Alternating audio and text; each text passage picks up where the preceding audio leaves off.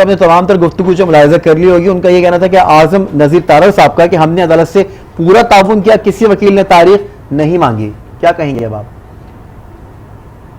نہیں، جو سو motto notice تھا یا جو بعد میں دوسرے وکلا گئے وہ تو تاریخ پہ ہی بات کر رہے تھے نا. اور خود چیف جسٹس آف پاکستان نے کل کے ریمارکس میں جو بات کی تھی، انہوں نے بھی یہی کہا تھا کہ 2 پوائنٹس پہ ہم نے بات کرنا ہے. نمبر 1 کہ واقعی 90 دن کے اندر انتخاب ہونے، یعنی 15 اپریل سے پہلے الیکشن ہوں گے، پنجاب کی بات کر رہا ہوں. اور دوسرا پوائنٹ تھا کہ الیکشن کی ڈیٹ کون دے گا. یہ دونوں پوائنٹس. اچھا، ایک اور بھی جو امپورٹنٹ پوائنٹ تھا اس کے اندر یہ بھی تھا، شوکت صاحب کے وزیر قانون صاحب نے یہ بھی کہا کہ ہم سمجھتے ہیں پٹیشن 4-3 سے مسترد ہو گئی ہے، حالانکہ بینچ جو تھا وہ 5 ججز کا تھا.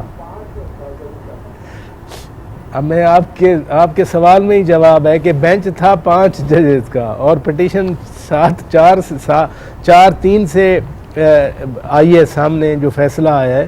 تو میں اس کو کیا سمجھوں؟ یعنی جو honourable chief justice of Pakistan نے فیصلہ پڑھا اس میں تو 3 اور 2 کی ڈیفرنس تھی.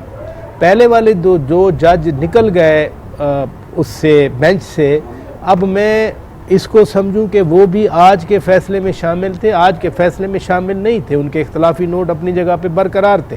پھر جو 2 شروع والے جج چلے گئے جنہوں نے سو موٹو نوٹس لینے کا نوٹ بھیجا تھا چیف جسٹس آف پاکستان کو، ان کی حیثیت کیا ہوئی؟ تو لہذا لا منسٹر صاحب جو بات کر رہے تھے وہ سپریم کورٹ کے فیصلے سے ہٹ کے وہ کہہ رہے تھے کہ ہائی کورٹ میں جانے دیں، ہائی کورٹ کو فیصلہ کرنے دیں.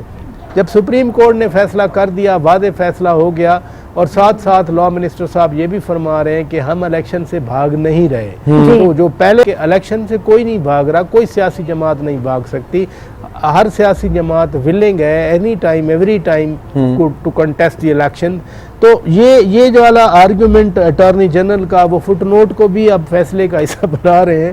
تو مجھے تو بڑا عجیب لگا ہے. لیکن میں پھر کہوں گا ان مائی ہمبل کیپیسٹی، میں کوئی آئینی ماہر نہیں ہوں، میں کوئی سینئر وکیل نہیں ہوں، میں ایک جرنلسٹ ہوں.